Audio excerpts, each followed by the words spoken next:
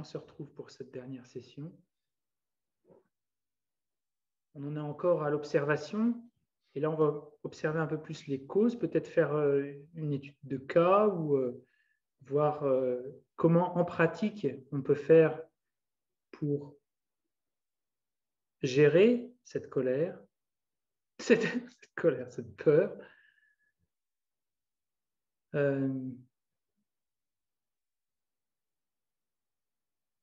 Et se souvenir un petit peu de ce qu'on a vu ce matin, les mécanismes de la création de la peur, c'est un peu comme ce qu'on a vu avec le téléphone, par exemple.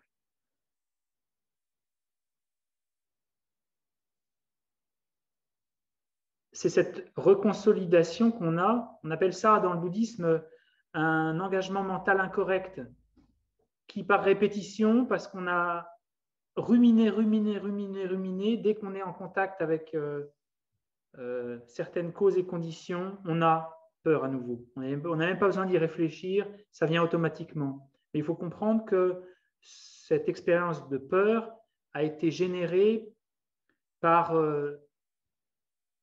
une projection répétée, une rumination répétée encore et encore. Ce qu'on doit faire, une des causes à la fin de la souffrance, c'est de faire une rumination inverse finalement. C'est de faire une rumination positive, une rumination constructive. C'est de s'habituer autant à ruminer de manière constructive qu'on ne s'est habitué à ruminer de manière destructive. Et qu'est-ce que c'est cette rumination constructive? C'est la méditation. C'est s'habituer encore et encore à ruminer constructivement. On reconsolide, et là on reconsolide des connexions neuronales d'une manière, de cette manière qui va faire que nos expériences de colère vont baisser dans notre esprit, et c'est complètement faisable. Alors la rumination, celle qu'on fait d'habitude, on en est l'esclave, celle-là, on va en être le maître. Donc, ce n'est pas vraiment de la rumination, hein. C'est plutôt contrôler son esprit pour le diriger dans un sens bien particulier. Mais ça, c'est une des stratégies cognitives pour pouvoir transformer ces expériences-là. C'est-à-dire les recadrer encore et encore. Et ça se fait au moment entre deux épisodes de peur. Si bien que vraiment dans la compréhension de ce qu'on peut faire et des causes à la peur, il faut bien voir ces deux périodes. La période aiguë, où il y a cette expérience de peur, dans laquelle on doit agir, mais on doit aussi agir entre ces épisodes-là, parce que c'est à ces moments-là qu'on peut avoir du calme et méditer et se familiariser sur autre chose. Créer des connexions neuronales qui vont dans le sens opposé de la création de la peur, qui vont d'ailleurs plutôt comme une casserole d'eau chaude vient baisser la température sur du fer brûlant, par exemple. Ça que fait la méditation. Elle vient vraiment calmer parce qu'elle procède à l'inverse des mécanismes de la peur. Et un des mécanismes de la peur, c'est l'inconscience. C'est-à-dire que c'est tous des phénomènes qui ont lieu sans qu'on le maîtrise, sans qu'on en soit activement le maître. Et bien là, on va faire des phénomènes, des actions mentales qui sont inverses, des actions mentales qu'on choisit et dont on est conscient au moment où on les fait. Et ça, c'est vraiment la méditation, hein.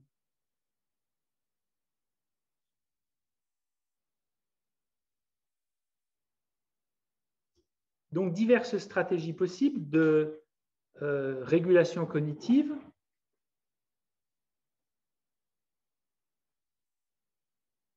Celle qu'on a faite ce matin est très puissante. Mais là, il faut quasiment choisir de ne faire que ça. Là, il faut être assez aussi consistant dans nos efforts. Il faut vraiment faire un sujet dans notre vie. Si on a vraiment des angoisses, il faut vraiment s'arrêter et se dire « Ok, je prends le taureau par les cornes et je vais vraiment passer du temps. » Parce qu'il faut vraiment passer du temps pour arriver à bout de certaines de ces angoisses qui peuvent être présente depuis pas mal de temps. Mais moi, par expérience, l'ayant traversé, des expériences d'angoisse répétées, je sais, alors ce n'est pas parce que j'ai eu cette expérience qu'elle est valable pour tous, mais que des mécanismes de régulation cognitive fonctionnent sur la durée. Il faut avoir une forme de ténacité, de persistance. Et c'est vraiment ce que fait la méditation, se familiariser encore et encore. Pas se dire que c'est en 5 minutes de réflexion qu'on va pouvoir traiter quelque chose qui demeure en nous depuis des années et qui est très présent, ancré dans nos comportements. Donc, dans ces deux périodes, pendant la phase inflammatoire, c'est-à-dire la phase de peur, et entre les moments de peur, on doit passer du temps, on doit faire quelque chose. Pendant l'épisode de peur, ce qu'on doit faire, c'est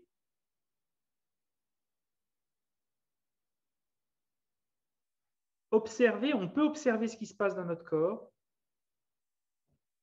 éviter de rentrer dans le film autant que possible, éviter de rentrer dans le film, d'ajouter, et de s'habituer à se dire, OK, il y a ça, ça me paraît très urgent, mais pour une fois, je vais le laisser pour plus tard. Apprendre à ajourner nos pensées. Il y a quelque chose de très impérieux, j'ai peur que ça arrive, et bien on se dit, OK. Et on a vu ce matin que pour que ça se soit mis en place au moment où on a de la peur, il faut que ce soit préparé à l'avance. Il faut que ce soit préparé entre les moments où on a de la peur.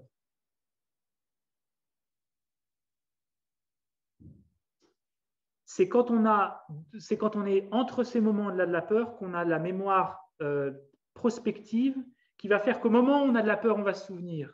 On va se dire, OK, tu te souviens, tu t'es dit, François, qu'au moment où tu allais avoir de la peur, tu vas observer un peu ce qui se passe dans le corps, d'accepter, de se dire, OK, il y a ces choses, d'accepter les images qui viennent dans l'esprit, et peut-être même de passer à autre chose, de faire complètement quelque chose d'autre à ces moments-là, plutôt que de vouer toute mon énergie mentale là-dessus, de sortir faire une balade, si l'angoisse est trop forte, de sortir dehors, d'appeler des amis, d'appeler quelqu'un de ma famille. Ça, c'est des stratégies aussi. Les stratégies, ce n'est pas simplement la méditation, parce que la méditation, ça peut être parfois trop difficile même de traiter ces choses-là quand elles apparaissent. Mais ça peut être une stratégie de se dire, dans ces moments de forte angoisse ou de forte peur, je me fais aider de quelqu'un à ces moments-là. Repérer les premiers levels aussi. Pardon ? Et repérer les premiers levels, c'est-à-dire que pas attendre d'être complètement dans l'angoisse, mais repérer les premiers symptômes physiques qu'on a en fait. Moi, par exemple, c'était le fourmillement des mains. Donc, quand je commence à avoir le fourmillement des mains et des pieds, ou pop-up, et tout de suite, dans ces moments-là, on peut encore aller dans la méditation. Mais après, c'est terminé, c'est ce que je disais, on est dedans, on est noyé quelque part. Donc, mais repérer les premiers moments où ça arrive, essayer de détecter ça, comme ça, on peut... Et se dire, voilà, on ne va pas mourir, on va en survivre, et puis il faut que ça traverse, il faut que ça passe. Et ça dure même des petites minutes, un quart d'heure, et puis voilà quoi. Alors, je vais juste rebondir sur un des sutras que je connais de la tradition pali, s'appelle le Vitakasantana Sutta, qui dit quand on veut atteindre le calme mental et qu'on commence à avoir des pensées parasites, il y a plusieurs stratégies. La première, la plus bénéfique, c'est de penser à autre chose. C'est étonnant qu'on nous donne ça en premier. En fait, c'est leur donner le minimum d'énergie à ces choses-là aussi. C'est déjà une stratégie de la reconsolidation, le blocage de la reconsolidation. Le blocage de la reconsolidation, c'est s'habituer à faire autre chose au moment où ces épisodes arrivent. C'est ce qu'on fait dans la méditation. On a ces épisodes qui sont... La peur, elle n'est pas traitée dans le bouddhisme autrement qu'une distraction, c'est une distraction. Et à ces distractions qui apparaissent, on y voue le minimum d'énergie. Le minimum d'énergie, c'est OK, il y a un truc, je suis conscient que ça arrive, mais je ne vais ni les rejeter, ni les accueillir de telle manière que je vais les alimenter. Je vais simplement être conscient de leur existence et immédiatement, je passe à autre chose. Mais se passer à l'autre chose, c'est pas il faut absolument que il faut pas que ça se fasse dans la violence. C'est pour ça qu'on a parlé de l'acceptation. C'est qu'il faut que ça se fasse dans OK, il y a ces choses-là, je les accepte. On n'a même pas besoin de le parler intérieurement. On accepte ces choses-là, il y a ces images, ça va être j'entre dans une zone de turbulence, ça va être accrochons-nous, il va y avoir ces images fortes dans mon esprit, je sais que ça va, mais je vais autant que possible poser mon esprit sur autre chose. Et ça nécessite de le comprendre auparavant, ça nécessite aussi de travailler dessus avant les méditations pour planter ces graines de mémoire prospective. C'est-à-dire, voilà, il faut vraiment qu'à ce moment-là, quand ça arrive, je me prépare. Donc, ce qu'on fait, en fait, on visualise le prochain épisode et on se dit, à ce moment-là, je vais faire comme ça. Quand ça va commencer, que je vais avoir ces images, je vais faire autre chose, je vais me concentrer sur mon souffle, je vais faire ça. Et en fait, on envoie dans le futur presque des graines qui vont se rappeler à nous au moment où ça va arriver. C'est la mémoire prospective. Donc ça, c'est une des stratégies qui fonctionne. Dans le Badhekarata, la deuxième, c'est quand on n'y arrive pas à passer à autre chose, il faut qu'on se dise quels sont les problèmes de cette peur. C'est considérer les problèmes de cette chose-là. Ben voilà, quand je rumine, ben je l'augmente, cette peur. Je la cristallise, je la renforce.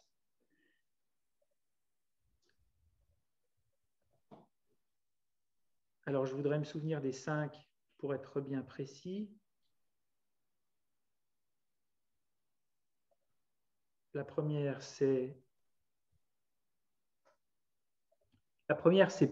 plus que porter l'esprit sur autre chose, c'est de se focaliser sur les choses qui sont bénéfiques. La deuxième, c'est de voir les défauts de cette chose qui arrive, les problèmes. La troisième, je ne l'ai plus à l'esprit. Je crois que la quatrième, c'est vraiment essayer de se calmer. Et la cinquième, c'est employer des méthodes un petit peu forcées, c'est-à-dire physiques. Si on n'arrive pas à observer ce qui se passe au moment où on a un épisode de peur, eh bien, il faut vraiment essayer de faire autre chose physiquement. En fait, on essaie de traiter les choses avec l'esprit jusqu'à temps que, si c'est possible, tant mieux. Si ça devient impossible, alors il faut passer à une méthode physique. Si on est seul chez soi, il faut essayer d'appeler quelqu'un de sa famille, mais ça participe du fait de penser à autre chose aussi, ce qui participe à la stratégie de blocage de la reconsolidation. Parce qu'à ce moment-là, notre esprit, il veut reconsolider cette mémoire par le fait de la consolider en la faisant apparaître dans notre esprit encore et encore. Donc là, la stratégie, c'est de bloquer ça en faisant autre chose. Et quand on s'habitue à ça, la mémoire va finir par, le souvenir ou cette peur va finir par décliner dans notre esprit. Sa portée va diminuer dans l'esprit. Mais il faut vraiment en faire un sujet de pratique à part entière et d'être persistant, constant, jusqu'à temps que vraiment on voit les symptômes petit à petit disparaître. Donc ça, c'est une des stratégies entre les moments, enfin quand ça arrive, quand on a ces épisodes de peur, en gros, on fait au mieux de ce qu'on peut, mais au mieux, ça nécessite de l'avoir compris avant ce qui étaient les options.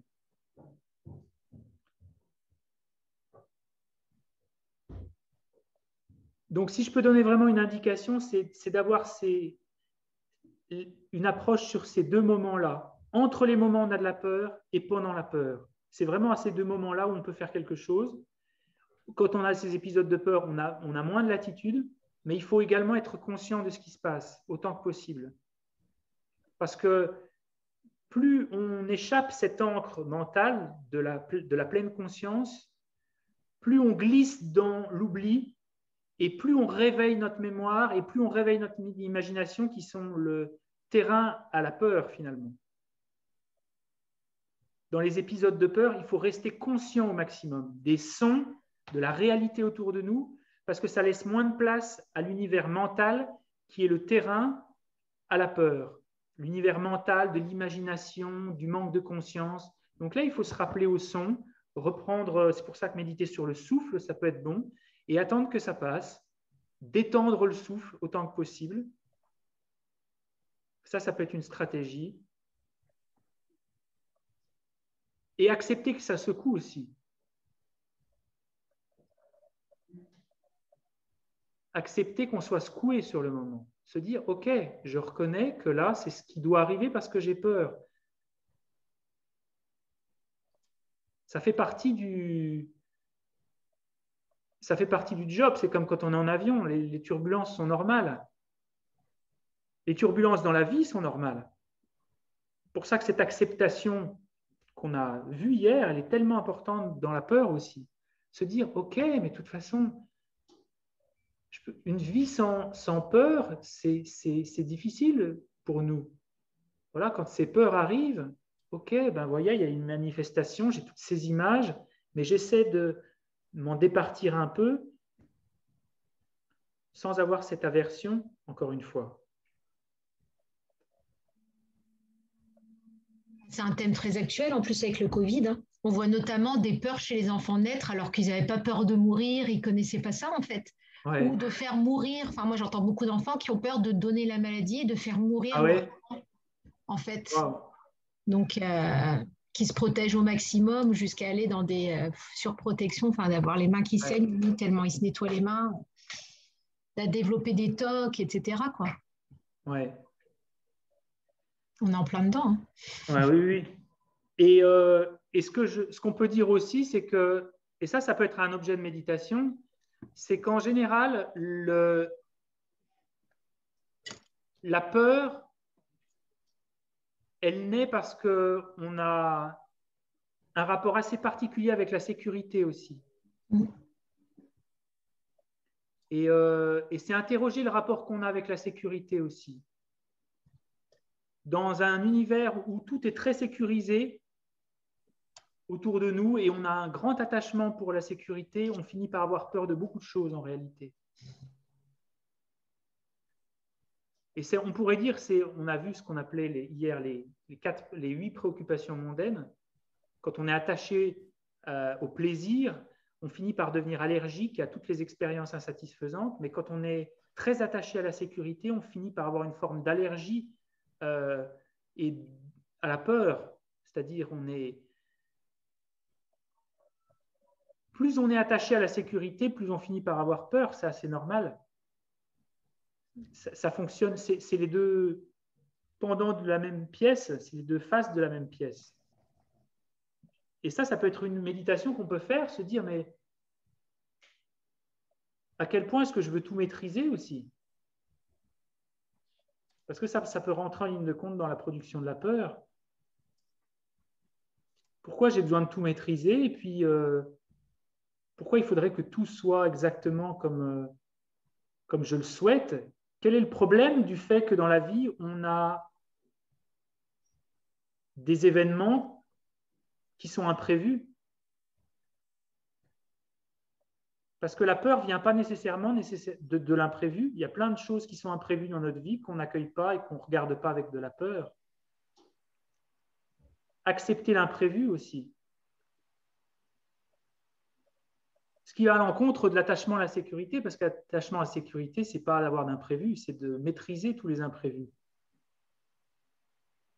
Donc, accueillir les imprévus, habituer à accueillir les imprévus, c'est aussi une manière détournée une stratégie pour lutter contre la peur à long terme. Savoir, et c'est ce qu'on a vu dans les stratégies d'adaptation active, c'est s'exposer aussi. S'exposer à voir les qualités des situations imprévues. Si on vit dans des maisons où il n'y a plus aucun insecte, évidemment qu'au moment où on rencontre un insecte nouveau, puisqu'on n'a pas été exposé, donc l'exposition aussi elle est importante, s'exposer aux choses.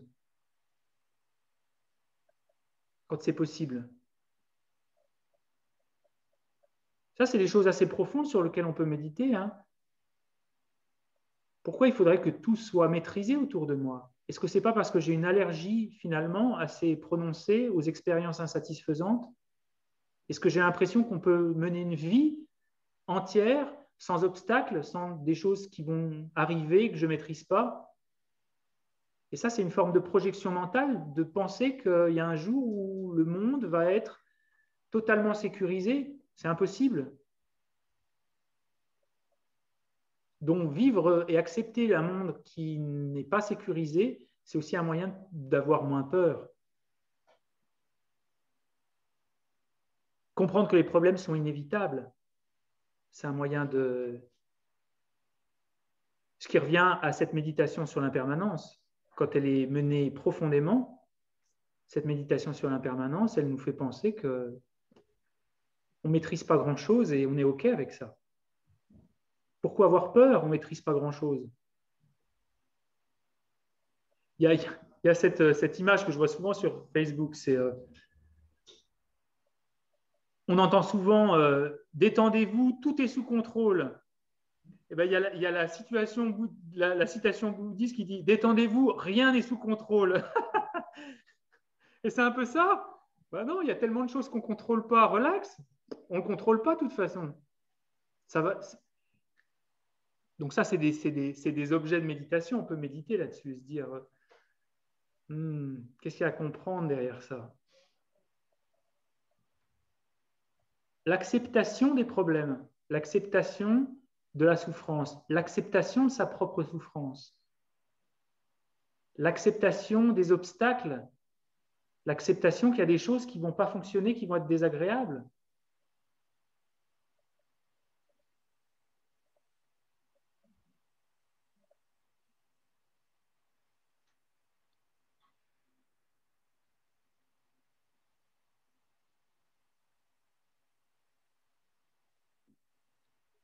Je voyais un article qui parlait un petit peu de ça, qui disait que il est étonnant quand même que plus on est attaché à quelque chose, plus on rencontre l'inverse.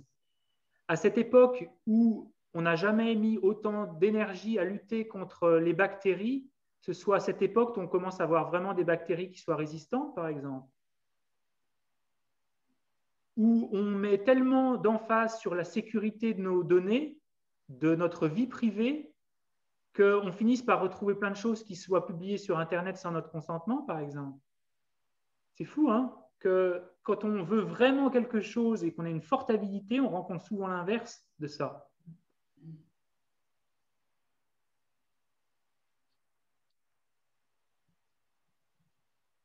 Donc, une des stratégies, c'est de méditer sur nos sensations aussi. Encore une fois, de méditer sur les sensations que je perçois et les sensations désagréables, apprendre à les accepter, apprendre à les regarder pour ce qu'elles sont, juste une expérience passagère qui peut être déplaisante, mais qui ne dure pas souvent. Parce que cette relation profonde qu'on a avec nos sensations, elle est le ferment de la peur aussi. C'est parce qu'en ligne de mire de la peur, il y a le refus de la souffrance. Et pour se réhabituer à avoir une appréhension équilibrée entre notre plaisir et les expériences insatisfaisantes qu'on fait, c'est simplement de s'asseoir et d'observer nos sensations avec le préalable d'un peu de compréhension pourquoi on fait ça.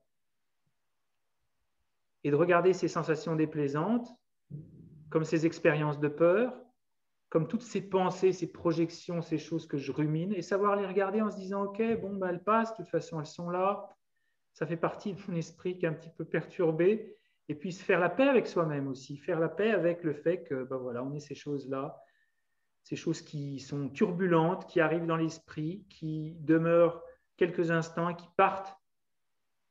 Et une fois que ces choses sont parties, de se dire, voilà, maintenant j'observe mon esprit quand elles ne sont plus là. J'ai plus cette peur, elle n'est plus là. Et ça, c'est une méditation qui est à la fois une méditation d'observation, mais une méditation de réflexion profonde. Parce qu'à la fois d'observation, d'observer notre esprit en disant, là, je n'ai pas de peur, là. Au départ, on va se dire oui, mais elle est tapie dans le fond de notre esprit, prête à surgir. Mais au bout d'un moment, et en répétant ces méditations suffisamment, on finit par reconnaître j'ai absolument aucune peur. Et on laisse la porte ouverte à cet état sans peur, qui est la reconnaissance qu'on a aussi cette intrépidité en nous, ce courage qui peut aussi mettre fin à la peur. Si on est sans arrêt en train d'observer la peur, on ne peut pas visualiser à l'intérieur de nous ces moments où on est sans peur.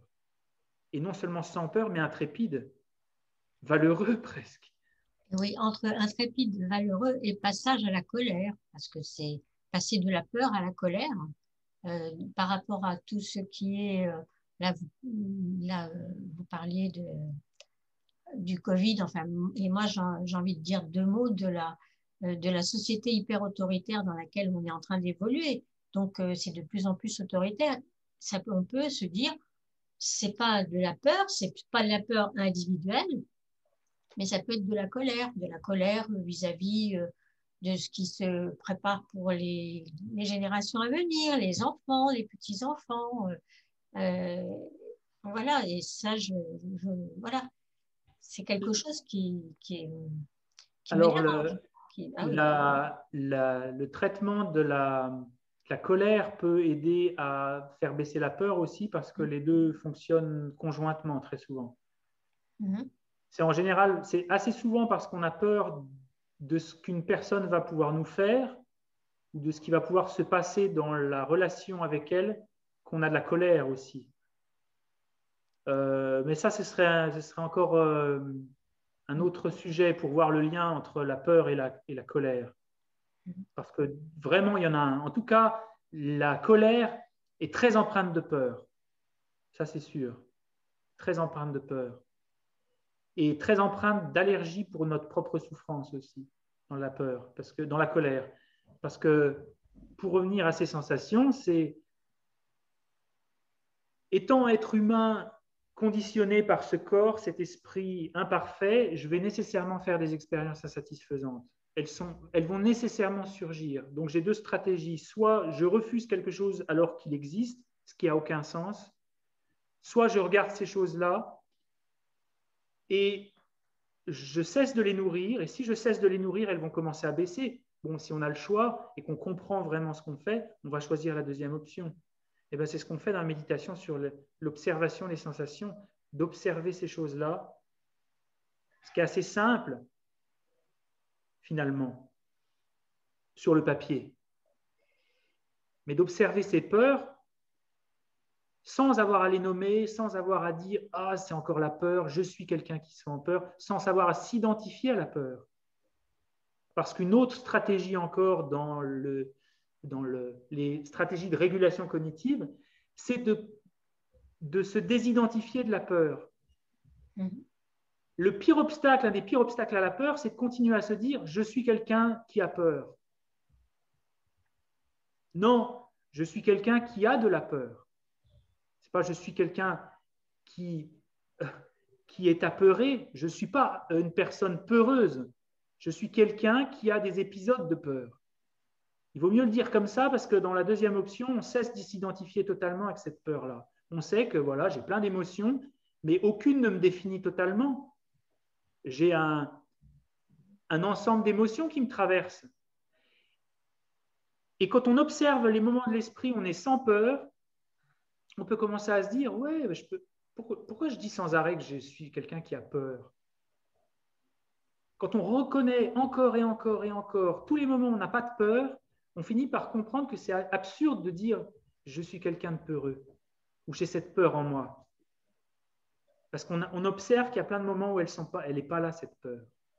Donc ça, c'est aussi une stratégie, simplement d'observer nos sensations et tous ces moments où la peur est absente, jusqu'à ce moment où on finit par se désidentifier d'elle.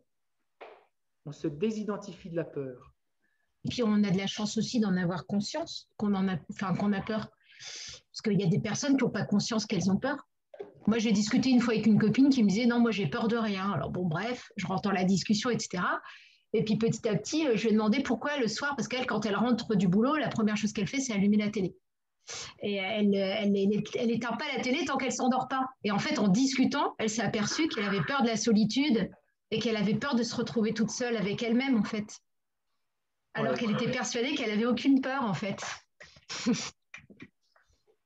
Alors, si on est dans la négation de visible. nos émotions, il est évident qu'on va mettre en place aucune stratégie pour. Et ça, je pense que Catherine, qui est psychologue, pourra peut-être le valider, mais quand on pousse la porte et qu'on entre chez un psy, on a déjà fait un grand pas quand même, hein. C'est de reconnaître qu'il y a peut-être un problème. Et souvent, on a eu des échanges avec toi, Catherine, de gens qui ne sont pas conscients de leur monde intérieur aussi, qui ne sont pas conscients de ses émotions. Et là, c'est assez difficile. Tu veux dire quelques mots là-dessus, Catherine? Oui, je confirme, c'est très difficile. C'est-à-dire qu'on essaye de les aider en les incitant à tourner le regard vers l'intérieur et ils ne voient rien.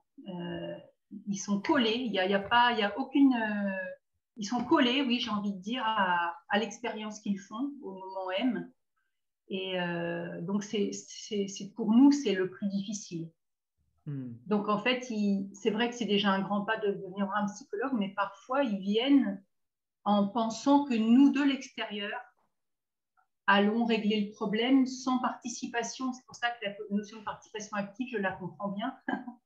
sans participation active de leur part, un peu, je sais pas, c'est comme un guérisseur qui imposerait les mains, quoi, tu vois. Enfin, donc voilà ce que je peux dire. Je pourrais dire beaucoup d'autres choses, mais puisque j'ai la parole, je voulais juste te dire aussi, pour aller dans le sens du rejet dont tu parlais tout à l'heure, en fait, on sait que le cerveau ne peut pas concevoir une négation, hein. Donc là, si je vous demande de ne surtout pas penser à un marteau, la première chose qui va vous arriver, c'est que le marteau va surgir dans votre esprit, puis vous allez déployer tout un tas de stratégies et d'énergie pour ne plus y penser. Donc, quand on rejette la souffrance, enfin tout ce qu'on ne veut pas voir, c'est la même chose. Ça veut dire qu'on mobilise une énergie phénoménale. Ça devient de l'ordre d'une obsession inconsciente, en fait. Voilà, je voulais juste... J'ai envie de rajouter que l'acceptation, c'est aussi accepter sa propre vulnérabilité. Tout à fait. Et de manière à acquérir d'une force ou à consolider, enfin, je ne sais rien, une force intérieure par rapport à ce qui advient, ce qui se produit, avec plus de tranquillité, de calme, j'ai envie de dire presque de sagesse. Mais il y a des points quand même, des points un peu difficiles. Ah bah c'est certainement pas facile, hein. Dans les émotions qu'on a, la peur, c'est pas une émotion facile à observer. Et pour revenir un peu à cette question initiale, pourquoi la peur n'est pas plus présente dans le bouddhisme? Pourquoi elle n'est pas incluse dans ces 51 facteurs mentaux? Il y a sans doute pas mal de raisons, mais je me dis que elle me semble être un petit peu une manifestation de causes autres qui sont, elles, des causes sur lesquelles on peut plus travailler en amont. Parce que quand on a cet épisode de peur, on a peu de latitude, mais on peut travailler sur tous ces facteurs qui sont des causes à la peur. Et je pense que le rejet c'en est un, une forme d'évitement des expériences insatisfaisantes, une forme de méconnaissance de la nature de la réalité aussi, qui projette que on puisse vivre dans un monde sans problème, où on puisse tout contrôler. Ça, c'est une forme de méconnaissance, c'est une forme d'ignorance. En fait, la peur peut-être n'est pas si présente parce que ce qui importe, ce n'est pas vraiment la peur, c'est ces causes à la peur qui sont les perturbations mentales. Et c'est vraiment sur elles qu'on peut travailler. Et quand on travaille sur elles, à développer la concentration, qui est l'antidote à la peur. Parce que la concentration, si elle est présente, la peur ne peut pas surgir dans l'esprit. Il faut qu'il y ait un glissement dans une forme d'inconscience ou d'oubli pour qu'on ait le terrain à la peur, que la peur puisse surgir. Donc la concentration, la pleine conscience, et à l'inverse, l'oubli, ça c'est vraiment un des facteurs mentaux qui va aider la peur à surgir. l'avidité, la méconnaissance, c'est plus là-dessus qu'on va mettre l'accent et ça va être les causes à la peur. Parce que la peur me semble être plus une manifestation un peu plus difficile à contrôler, qu'on peut en amont contrôler les causes qui vont à l'avenir être responsables de la peur. C'est pour ça que la deuxième partie de cette journée, c'est comprendre les causes et les mécanismes de la peur. Et les choses qui vont lutter contre la peur, c'est faire face activement, s'adapter activement, les stratégies de régulation cognitive. Et en fait, stratégie de régulation cognitive, c'est une forme de sagesse. Et la forme de sagesse peut mettre fin à la peur. Ça, c'est le postulat bouddhiste. La sagesse comprenant la nature de la réalité, met fin à la peur. Les Bouddhas qui ont cette vision complète de la réalité n'ont plus aucune expérience de peur. Mais ils ne sont pas essayés de se dire « Oh, j'ai plus peur, j'ai plus peur ». Ils n'ont pas répété « J'ai plus peur, j'ai plus peur ». Ils ont mis fin aux causes qui produisent la peur. Et les causes qui produisent la peur, c'est la méconnaissance. C'est la méconnaissance de la réalité qui projette qu'on puisse vivre une vie en totale sécurité. Non, on ne peut pas vivre une vie en totale sécurité. Il y a un jour où la maison qui est protégée par une barrière finit par se faire envahir par des moustiques ou je ne sais pas, l'alarme tombe en panne ou une vie en totale sécurité n'existe pas. Ça, c'est une forme de méconnaissance. Et la méconnaissance, c'est une perturbation mentale. Donc, on agit plus sur les racines de la peur que la peur elle-même. Et en agissant sur les racines, on met fin à la peur. Donc, l'hypothèse, après cette deuxième partie qui nous a pris tout l'après-midi, quasiment de l'observation, c'est cette hypothèse, en agissant sur les causes de la peur, on peut diminuer et lutter contre la peur. On peut faire quelque chose. Il est possible de faire quelque chose. Donc là, maintenant, l'expérience, c'est de se dire, voilà, qu'est-ce qu'on peut faire? Bien, c'est s'habituer à calmer l'esprit pour qu'au moment où on a ces épisodes de colère, on ait préalablement planté ces graines de mémoire prospective qui vont s'activer au moment où on a ces épisodes de peur en se disant, voilà, je me souviens ce qu'il faut que je fasse. Je me souviens parce que j'ai fait un effort de me souvenir avant que ça arrive. L'exemple que j'ai eu quand j'ai eu ces angoisses, c'est de me dire la prochaine fois que ça arrive, je sais vraiment ce que je dois faire. Si je peux, je regarde ces choses-là, ce qui se passe dans le corps, et j'essaie d'accepter. J'essaie de dire, OK, je laisse cette expérience venir et je l'accepte complètement. Et c'est exactement ce que dit Mingyur Rinpoche dans son livre, c'est qu'il a commencé à être ami avec son angoisse. Il lui a dit, viens, OK, viens, je t'invite à dîner. Et puis au bout d'un moment, il était déçu parce qu'il s'est rendu compte qu'elle venait de moins en moins. Elle venait de moins en moins, son angoisse. Et bien, on fait la même chose.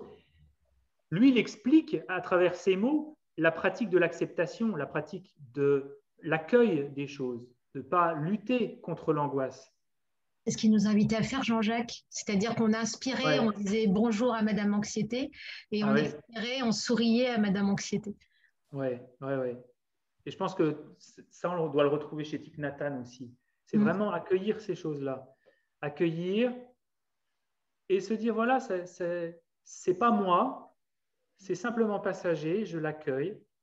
Et on se rend compte qu'au final, elle diminue ces choses. Elle diminue. Donc, j'en étais où exactement? L'hypothèse, l'expérience. Donc, on va le faire un peu d'expérience maintenant, à travers la méditation.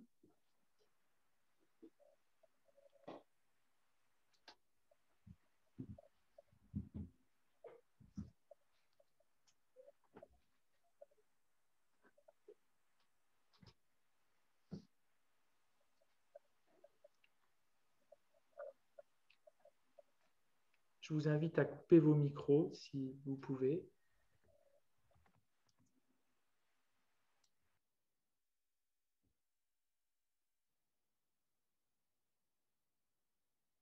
Et voyez que pour parler, penser, essayer d'agir sur la peur, il faut faire bien plus que simplement se répéter « calme-toi, calme-toi ».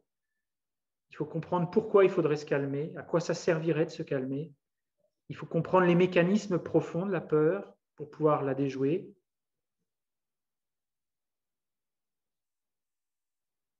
Et il faut lui donner pas trop d'énergie à cette peur quand elle est là, suffisamment pour l'accueillir, c'est-à-dire pas la rejeter,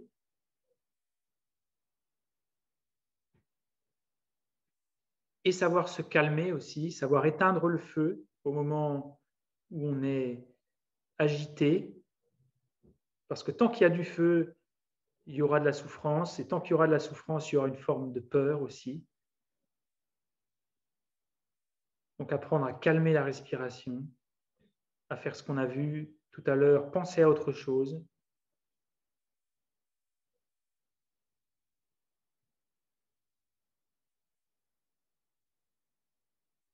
Et faire comme si cette respiration, c'était notre enfant.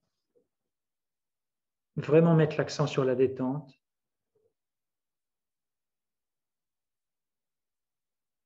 Et laisser passer l'orage qui gronde encore parfois. Quelques moments, on a ces pensées, mais on les accepte et on les laisse partir. On revient sur le souffle et on poursuit encore et encore.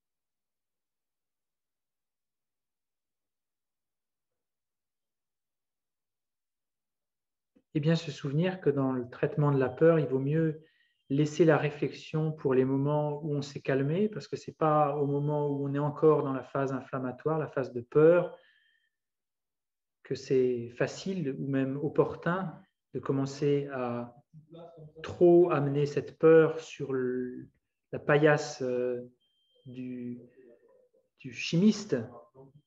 C'est plutôt après, quand on s'est calmé. Donc, il ne faut pas avoir peur de méditer sur le calme mental ou de passer à autre chose jusqu'à temps que la peur soit passée.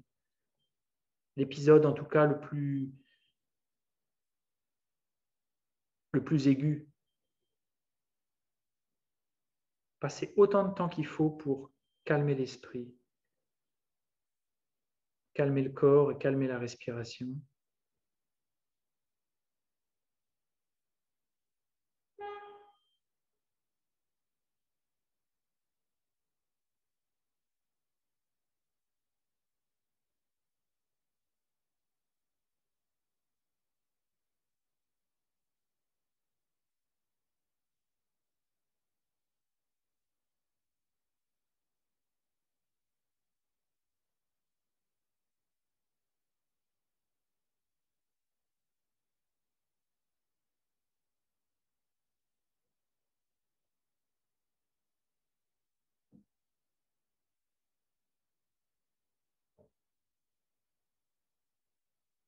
Et si c'est impossible de méditer, alors on passe à autre chose.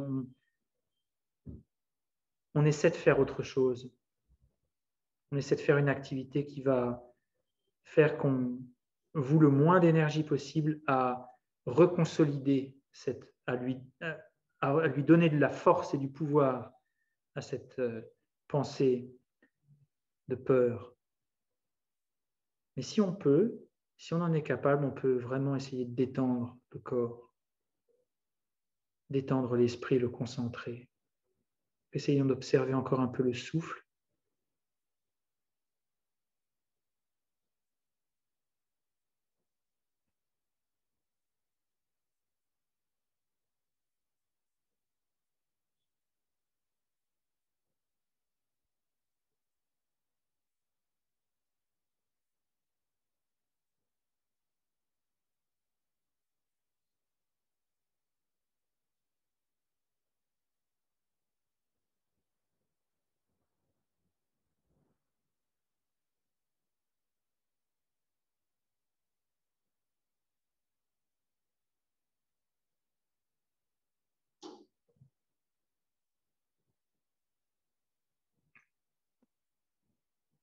Et si la peur est passée, on essaie de voir un petit peu en résumé les stratégies de la journée, ici dans cette méditation courte.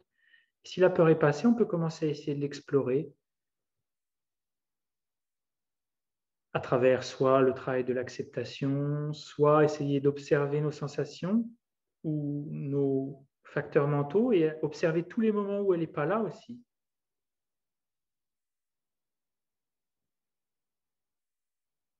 Alors au départ, on se dit oui, elle est juste pas là, mais elle est en puissance dans l'esprit, elle est prête à bondir. Mais par habitude, on finit par découvrir qu'elle n'est simplement pas présente. Elle n'est pas tout le temps là.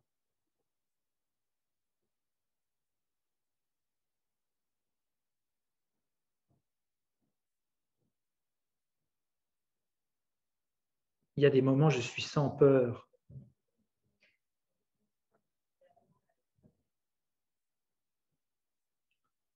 Ça, on fait vraiment entre les épisodes de peur. C'est vraiment le travail de reformulation cognitive.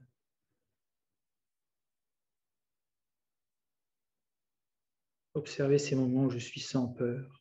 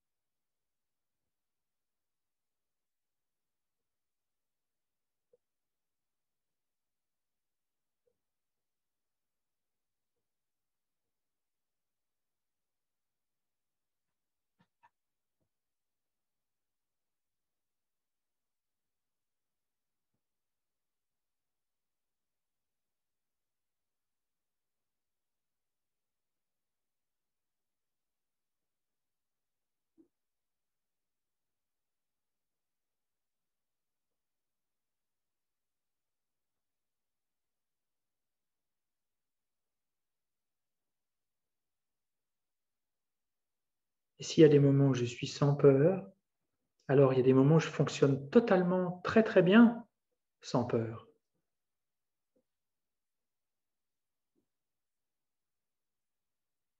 Ça, on peut en comprendre des choses très profondes de ça.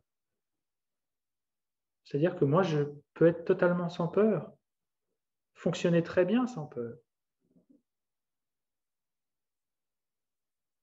Donc c'est faux en réalité de dire que je suis quelqu'un de peureux ou que j'ai cette peur au très fond de moi. Non, elle est peut-être en potentiel, mais si elle ne fonctionne pas, elle n'est pas là vraiment.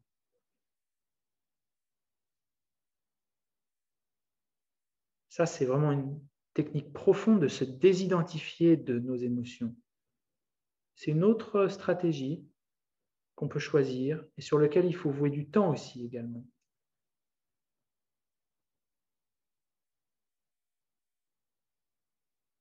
Une autre, ce serait de se dire, qu'est-ce qui pourrait arriver au pire? Est-ce que je me suis imaginé que la vie était incroyable de toute façon et que je pouvais atteindre un niveau de totale sécurité? Non. La vie est faite d'obstacles et ça arrive de toute façon. Des accidents arrivent. Et ma projection qu'il puisse y avoir un environnement totalement sécurisé, c'est ça qui fait que j'ai peur aussi.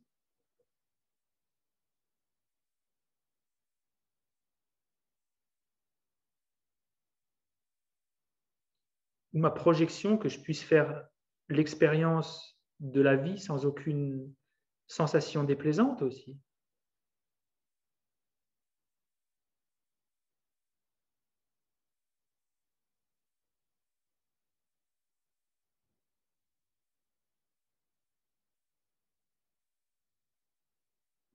Voilà ce qui provoque par accumulation, tous ces facteurs provoquent par accumulation la peur, permettent à la peur d'exister. Donc, dans les stratégies de régulation cognitive, c'est aussi de se dire, bon, ok, pourquoi je ne m'exposerai pas un peu maintenant? Essayez en tout cas, pour planter d'autres graines, d'autres habitudes.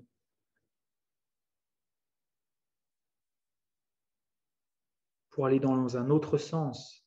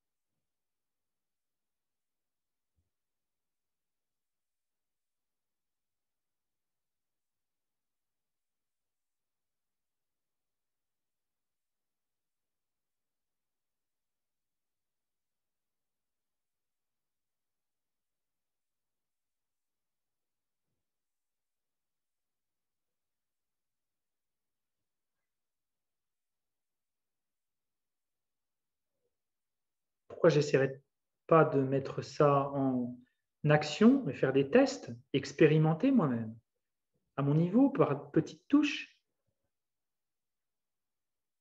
m'exposer un petit peu à ces choses-là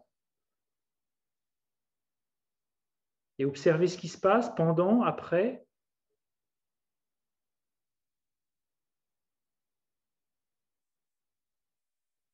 Parce que ça, c'est une stratégie aussi.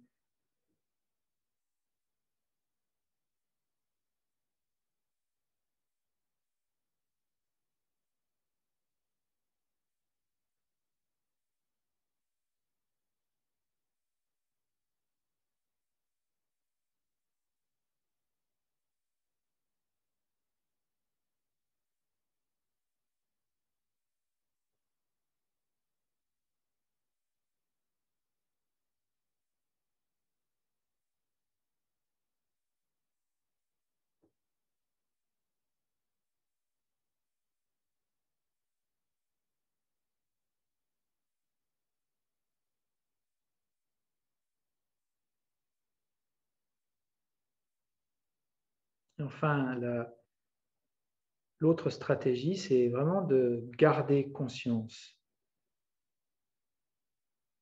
de rester dans le domaine du conscient à travers une ancre mentale dans le corps, dans l'environnement sensoriel autour de moi, dans le souffle. Parce que si je garde cette encre, je vais empêcher de dériver dans ce gouffre imaginaire qui est imputé par ma peur, qui est produit par ma peur, qui est imaginé par ma peur. Non, je reste dans des eaux qui existent bien, dans un océan qui existe. Garder contact avec la réalité, les choses qui existent, qui sont tangibles autour de moi, à ces moments. Là, je plante cette mémoire prospective pour qu'au moment prochain où je vais avoir de la peur, je vais faire l'effort de me souvenir d'être présent à ces choses tangibles.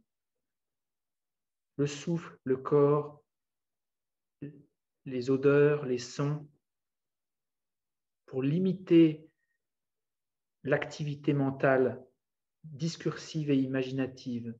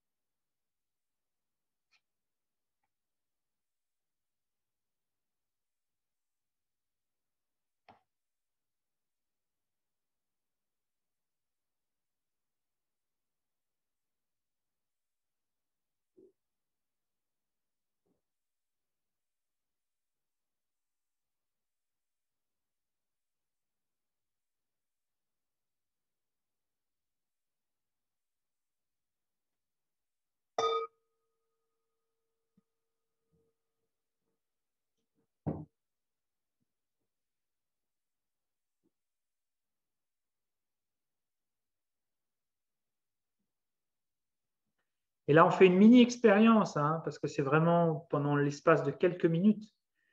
Et on a dit qu'à la deuxième partie de la journée, on allait faire une expérience.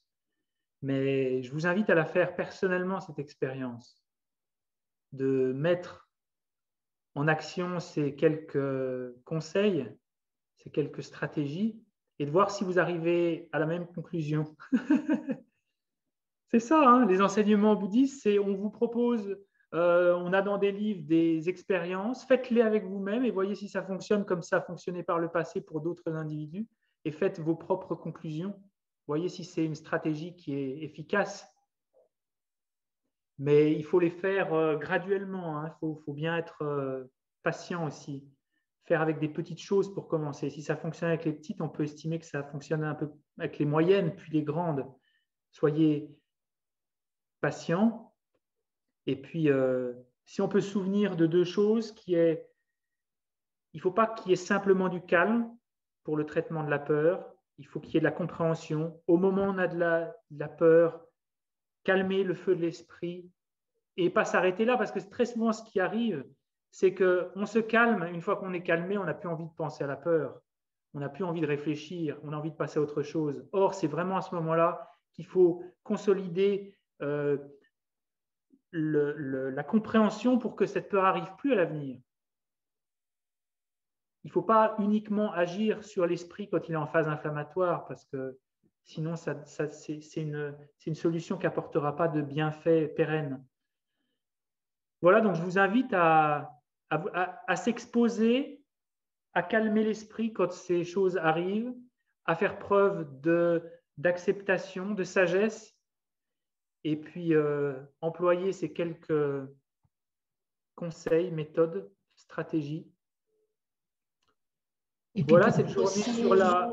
Oui. Non, puis je disais aussi, peut-être aussi à un moment donné, même si je ne suis pas pour, c'est-à-dire que quand vraiment c'est trop intense, comme tu disais tout à l'heure, et que tu en arrives à avoir peut-être des idées de défenestration, etc., être capable de prendre une béquille, un anxiolytique, un Xanax, momentanément. Moi, je sais que c'est ce que j'ai fait parce que c'était tellement toujours là que, comme tu disais, il y a des moments, bon, moi, j'habitais pas au premier étage, quoi, donc, tu vois, voilà. Donc, c'est-à-dire quand il arrive un moment donné où on ne peut pas gérer et où on ne gère pas, il faut pouvoir aussi aussi peut-être momentanément avoir cette béquille-là qui peut et travailler à côté, quoi. Absolument, dans notre entourage, dans le fait de faire autre chose, une activité physique, dans le fait de prendre un traitement, totalement, bien sûr. On a une chance d'avoir accès à ces choses-là aussi. Hein. Oui. OK. Est-ce que quelqu'un… Oui, Aïda? Oui, comme tu avais dit tout à l'heure, en fait, que la journée nous pensait, en fait, peut-être dans ces moments-là, et laisser de côté, ça m'a fait penser à… je ne sais pas si vous avez participé aux enseignements d'Amy Miller sur le stress et l'anxiété. Voilà. Donc, elle disait de programmer l'inquiétude, la préoccupation. Oui, ça marche bien. Voilà, un jour par semaine, on se donne, jeudi après-midi, on s'inquiète. Le reste de la semaine, il vient, on le laisse de côté. Il vient et on le laisse de côté, on dit non, c'est pas le moment, ça sera jeudi. C'est vrai que ça aide à prendre des reculs et pas à rentrer dessus tout de suite, en fait. C'était rigolo, mais c'est efficace. C'est vrai, merci, ouais. J'avais déjà entendu pour programmer ces distractions aussi. Voilà, je vais faire 1 heure de la journée ou une demi-heure où je vais être sur Facebook et Instagram et compagnie à fond, mais après, je ne le fais plus. Programmer ces choses-là aussi.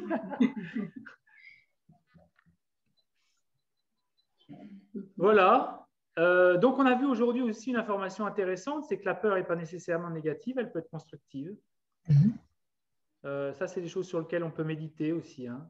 De se dire, voilà, avoir l'appréhension des dangers, ça peut être vraiment bénéfique aussi. Eh bien, cette journée Sciences de l'Esprit sur la peur se termine.